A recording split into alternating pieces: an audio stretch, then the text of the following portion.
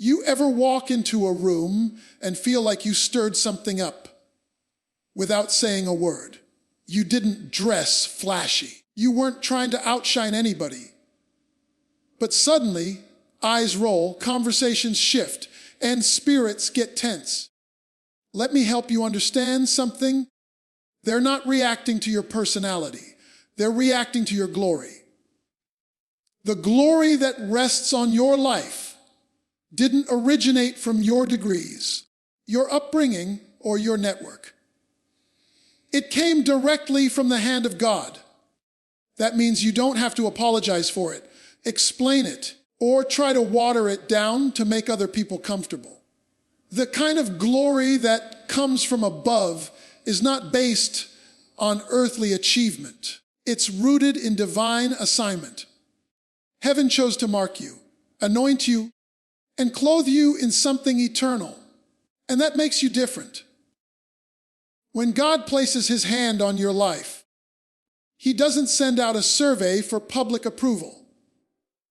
He doesn't take a vote on your worthiness. The oil on your head was placed there without permission from the crowd. And because they didn't give it, they have no right to question it. You weren't crowned by culture. You were called by the Creator, and that makes your presence disruptive to people who only understand worldly systems of validation. There are people trying to figure out how you got here. They're studying your steps, but what they don't realize is that your steps were ordered, not calculated. Your path wasn't a result of being popular. It was the result of being positioned. Positioned by the Most High to walk into rooms you didn't apply for, carry assignments you didn't qualify for, and handle responsibilities that are beyond your training. That's glory. That's favor. That's the supernatural fingerprint of God on your life. See, they can't trace it because it's spiritual. They can't explain it because it's divine. They're looking for your resume when God wrote your name into a spiritual scroll before you were formed in your mother's womb. They're checking your background when God already wrote your future. They're questioning your credentials, not knowing that your credibility came from your consecration, not your connections. You didn't climb a ladder. You answered a call, and the call came with oil. It came with a fragrance they can't identify, but one they can't ignore. They can smell it on you. The weight of glory isn't just seen, it's sensed. It unsettles people who've grown comfortable in systems that depend on self-promotion. Your oil exposes their lack. Your presence reveals the absence of heaven in their structures. That's why they're uncomfortable, because the glory on you is evidence that God still chooses, God still anoints, and God still appoints in ways that bypass protocol. You were never meant to fit into what's familiar. You were made to carry something holy into what's common. You were shaped by fire, not flattery. Refined by trials, not titles. Anointed through obedience, not applause. The glory on you was forged in private with God, long before anyone saw you standing in public. They see the shine now, but they weren't there for the crushing, the crying, the breaking, the building. They see the mantle, but they don't know the mountain. You had to climb to carry it, and that's why you can't expect everyone to celebrate what they didn't survive. People who haven't seen your wilderness can't appreciate your promised land. They think it came easy because it looks effortless. But what they don't realize is that what they're witnessing is not your strength. It's God's Spirit resting on you. It's not your confidence. It's your calling. The glory that surrounds you isn't a result of charisma. It's the residue of communion with God. You've spent time in His presence. You've sat in silence while others were shouting for attention. You've prayed in hidden places while others were performing in public.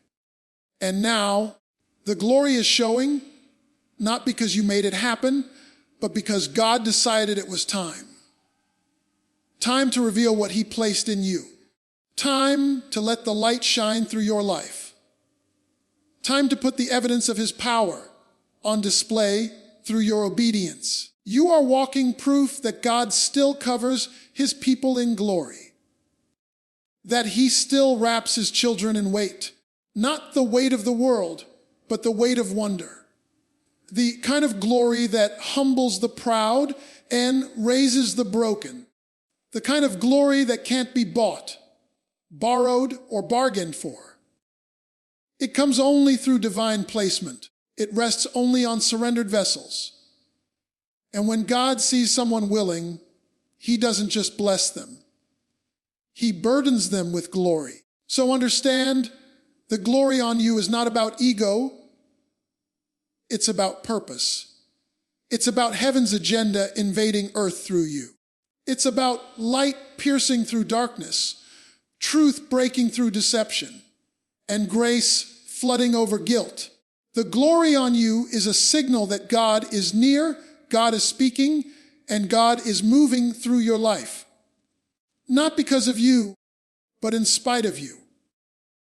That's why it's so powerful. That's why it's so misunderstood. Because it didn't come from them. It came from Him.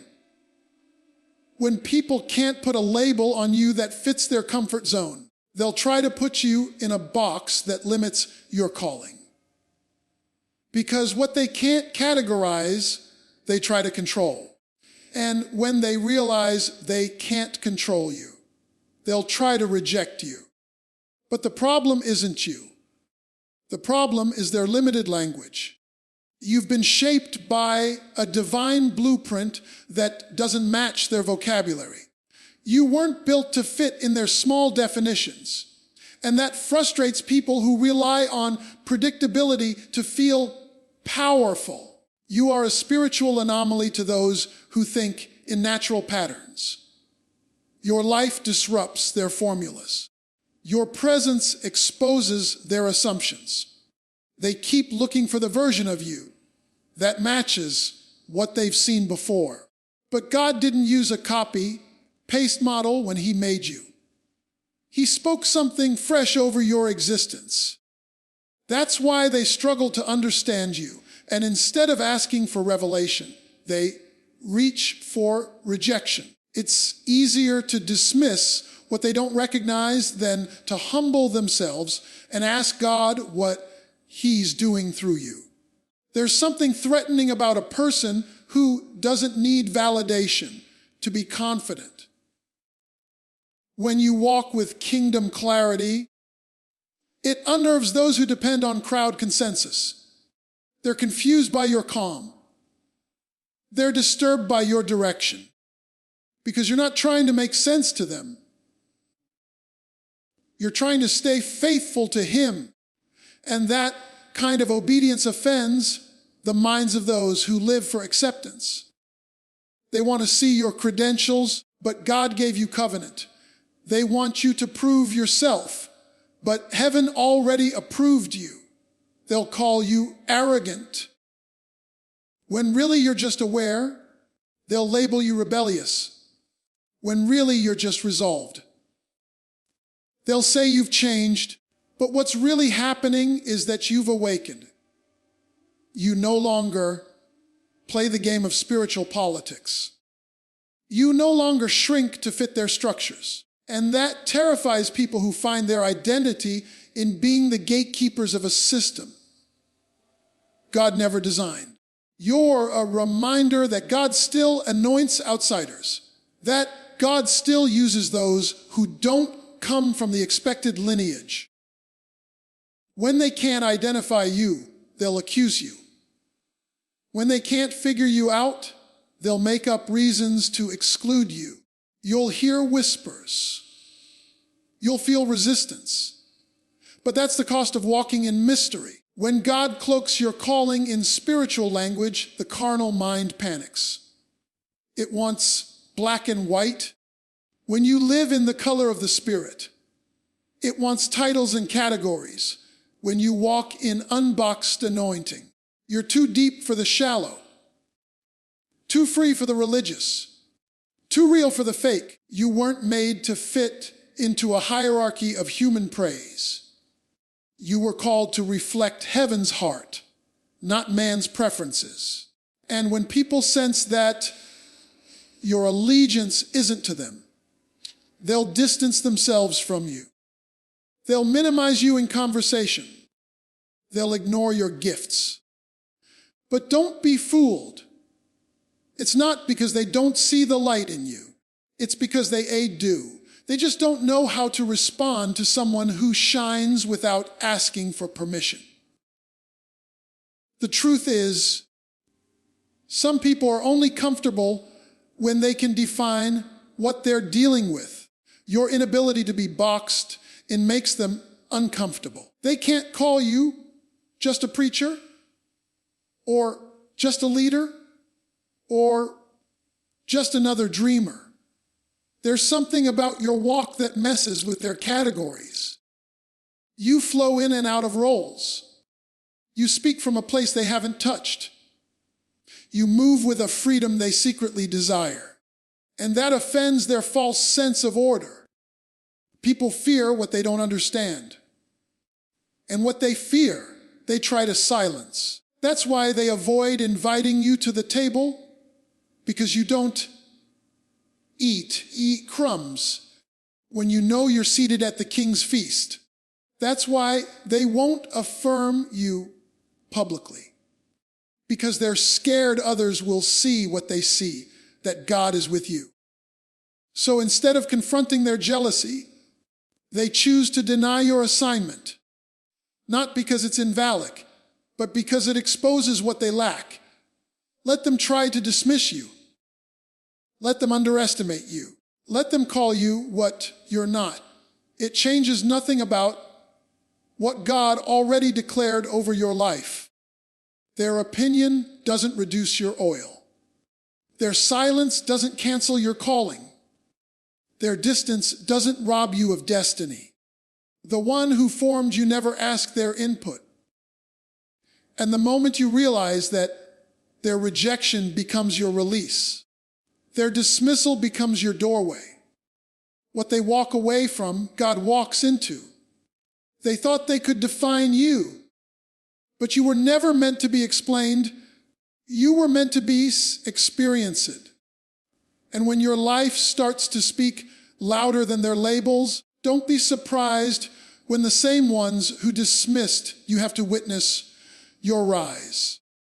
You weren't created to be comfortable. You were created to be called, and that calling will keep confusing them until they realize it's not you they're dealing with. It's the God in you. The moment glory touches your life, opposition will rise to meet it. That's the cost of carrying something sacred. You cannot carry the weight of God's presence and expect to walk through life unnoticed. The moment God places something holy on your life, the enemy sees it as a threat. You become a moving target not because of who you are in the natural, but because of what you carry in the spirit. The glory on you disturbs realms you cannot see and triggers warfare you didn't start. That's not a sign of failure. It's evidence of favor. Glory is heavy. It's not just beauty. It's burden. It's not just light. It's pressure. And that pressure invites opposition. The same God who anoints you doesn't shield you from resistance. He strengthens you through it. The battles you face are not simply about your circumstances. They are battles over your assignment. You are carrying something too powerful to go uncontested. Every time God elevates you, hell sends a counterattack. But that pressure is a part of the process. The enemy doesn't waste his weapons on people who aren't dangerous to darkness. The opposition is a complement in disguise. You're not under attack because you're failing, you're under attack because you're effective. When you carry glory, you don't just attract blessings. You expose systems. You don't just inspire people. You intimidate powers. And the higher you go, the clearer your resistance becomes. But the glory you carry was never meant to make you immune. It was meant to make you unshakable. It teaches you to stand when everything around you is shaking. Every calling comes with conflict. Every mantle comes with a mess. When you step into your assignment, you step into a war zone. You begin to attract what Jesus attracted. Resistance from the religious, betrayal from the close, and misunderstanding from the crowd. But none of that changes the glory that rests on you. In fact, the opposition is often the clearest indicator that you're walking in what God intended. If the road is easy, check whether you're truly carrying weight. Glory always disturbs the status quo. The glory on your life is like a spotlight in a dark room. It forces everything hiding in the shadows to reveal itself. You'll start noticing people changing. Conversations shift. Opportunities close that you thought were sure. And it's not because you did something wrong. It's because you're doing something right. The light in you convicts the darkness around you. Your obedience disrupts their comfort. Your purity exposes their compromise. Glory demands confrontation, and with it comes opposition. You'll be lied on, misread, overlooked, and underestimated, not because you failed, but because you dared to succeed in the Spirit. You dared to keep your heart clean when bitterness tried to settle. You chose righteousness when retaliation felt justified. And that kind of decision invites the kind of warfare that can't be avoided. But the good news is, if the battle rises against you after the blessing falls on you, you can be sure the victory has already been written. Some of the greatest warfare comes after the greatest outpouring. Elijah called down fire, then ran for his life. Jesus was baptized in glory, then led into the wilderness.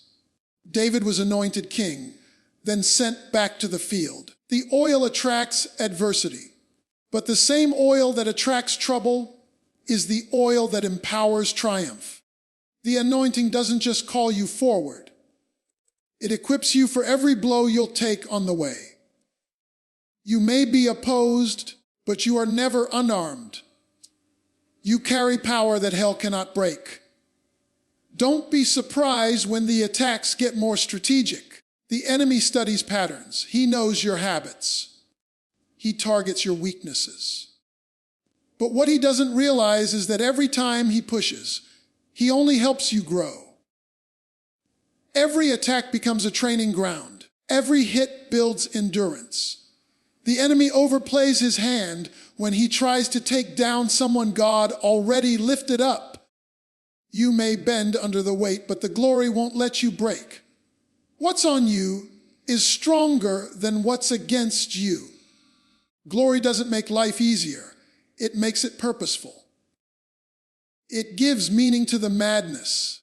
You begin to understand that every time the enemy shows up, it's because there's something worth protecting. He doesn't fight what he doesn't fear, and he fears what you carry. So don't interpret opposition as absence. See it as confirmation. If glory is on your life, warfare will follow, but so will divine backup. You are never alone in the battle. The weight you carry is heavy, but so is the help that surrounds you. There's a reason they overlooked you. There's a reason they passed by your name, skipped over your presence, and didn't see the value in your voice. It wasn't because you weren't ready in your own eyes. It was because God was still preparing something they couldn't perceive. God will hide what he treasures, not to diminish it, but to develop it. He doesn't conceal you to punish you. He conceals you to preserve you. Some seasons of invisibility are divine strategy, not personal failure. Heaven sometimes shields you from recognition so that you won't be destroyed by premature exposure. Before David ever stood before Goliath, he was hidden in the field. While others were being paraded before the prophet, David was tending sheep unseen, uncelebrated, and uninvited. But he was not forgotten. He was being forged. He was learning how to fight lions and bears in silence so that he could face giants in public. That season of hiding was not wasted. It was weight building. God was preparing his hands for battle and his heart for responsibility. When the time was right, God didn't just call David. He revealed him. You've been asking why it feels like your gifts are ignored, why your obedience seems unnoticed, and why doors you were sure would open have stayed shut. But what you call delay, God calls design. He's been doing deep work in you. He's been stripping away the approval addiction. He's been rooting your identity in him and not in outcomes. Because when you're truly revealed, he doesn't want you anchored in applause. He wants you anchored in assignment. The hidden season is where that foundation is poured. There's protection in the shadows. If he revealed you too soon, the weight of public pressure would crush what hasn't been fully formed yet. Your character had to catch up with your calling. Your spirit had to be strengthened to handle what your destiny demands. What looks like being passed over is actually being passed through fire. Every trial, every delay, every closed door, it's been preparation. Because when God reveals you, it won't be subtle. It'll be undeniable. The same ones who overlooked you will have no choice but to see what God has placed on you. The cocoon is not a prison, it's a process. The butterfly is not ignored in the cocoon. It's being transformed.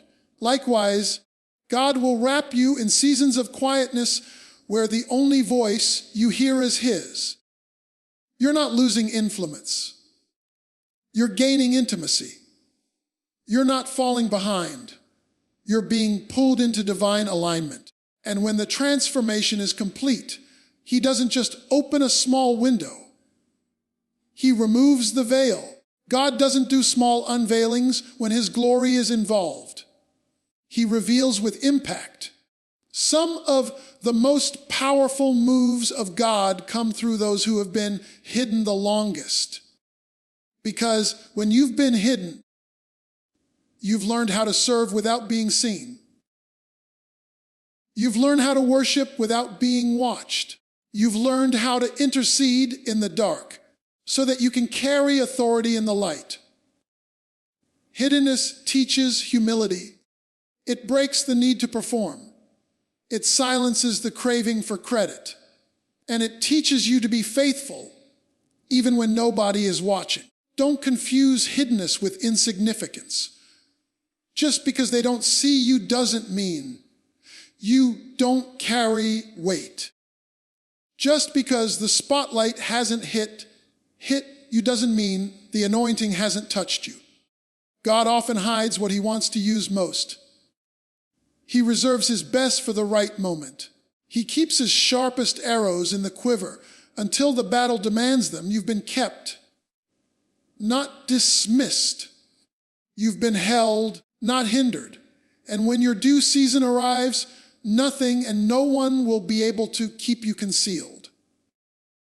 God doesn't waste time. Every day in hiding has been divine investment. Every tear, every unanswered question, every lonely night, it has all been sacred.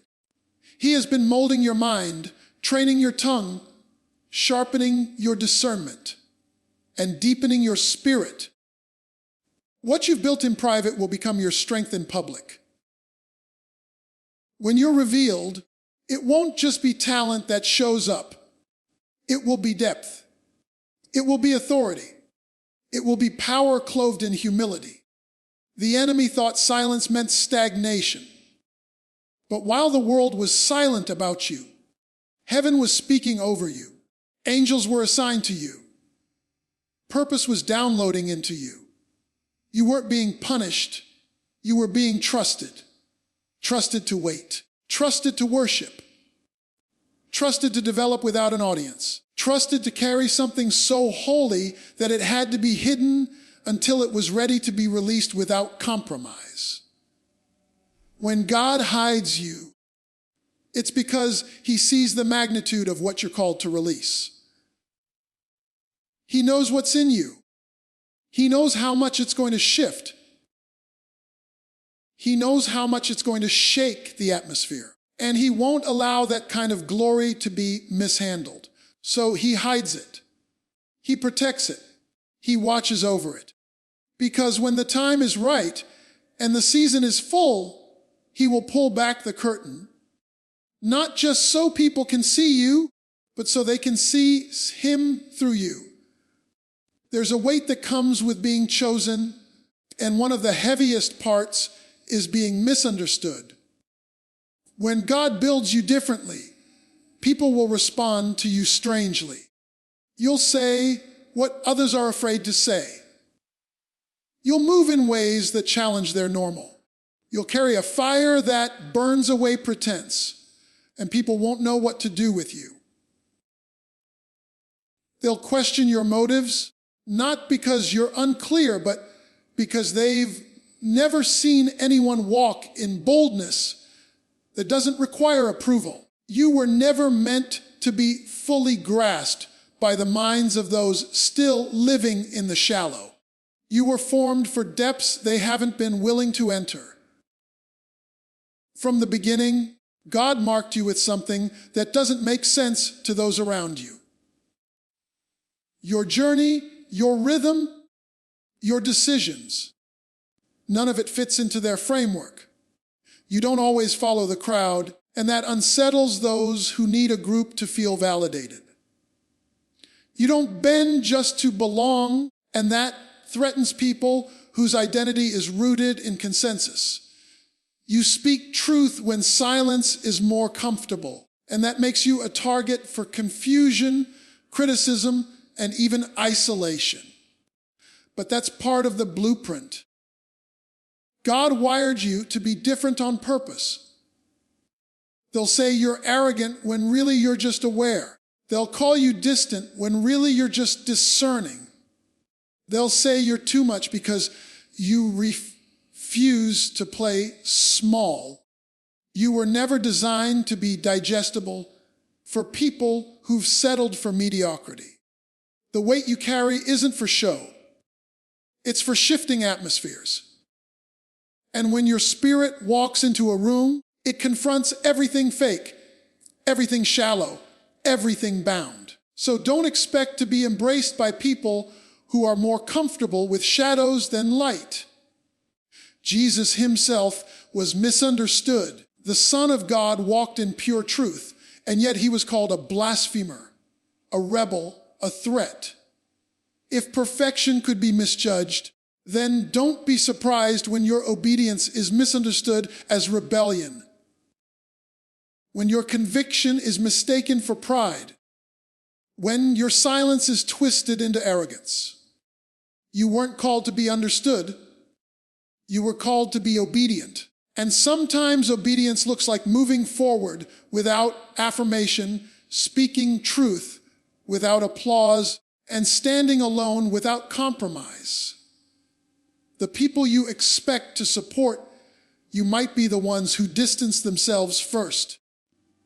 Not because you've changed for the worse, but because the glory on your life exposes what they've refused to deal with. Your fire makes them uncomfortable. Your growth challenges their complacency. And instead of rising with you, they retreat from you. But even that is part of God's refining. He's showing you who's for you based on spirit, not just history. He's revealing who can walk with your future, not just who was familiar with your past. You were built with a message in your mouth that won't always sound like what people want to hear. You weren't created to echo culture. You were born to declare kingdom. That means your words will often be too sharp for dull hearts. Your insight will feel too deep for shallow minds. And your presence will stir warfare in places where peace has been falsely manufactured by compromise. You are a disruptor by design, and that disruption is not rebellion. It's obedience on assignment. Being misunderstood is a form of protection. If they could fully understand you, they might try to copy you. But because they can't define your source, they can't replicate your fruit, God will sometimes let people misread you so they don't mishandle what you carry. The mystery is your covering. The misunderstanding is your shield. What they call confusion, God calls consecration. You don't fit because you weren't built to be common. You weren't anointed to blend in. You were set apart to stand out. Your entire journey has been a pattern of misinterpretation followed by manifestation. They didn't understand why you left, why you stayed, why you said yes, why you walked away. But every decision was driven by divine direction. You move differently because you hear differently. You choose differently because you see through a kingdom lens. That kind of sight will always confuse people who depend on physical evidence to make spiritual sense. But your life was never meant to be filtered through logic alone. God made you prophetic, not just poetic. That means you don't just speak pretty words. You declare uncomfortable truth.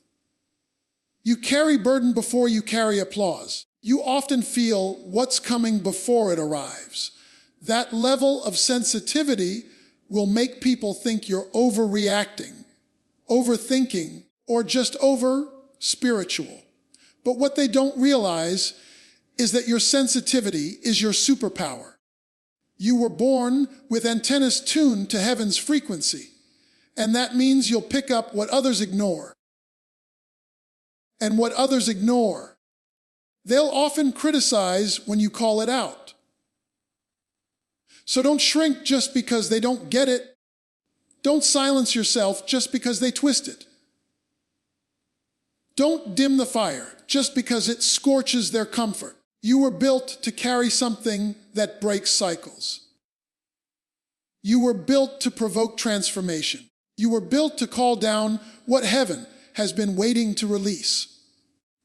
And if that makes you misunderstood, so be it.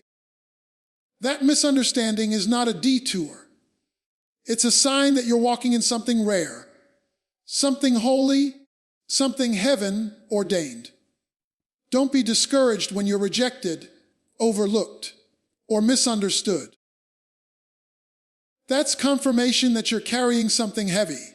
They hate the glory on you not because they understand it, but because they sense it. Keep walking in obedience. Keep burning bright. Keep wearing what God put on you. Because in the end, they may never be able to name it, but they will never be able to deny it. You carry the kind of glory that can't be explained. It can only be revealed. And when God reveals it, no enemy can hide it.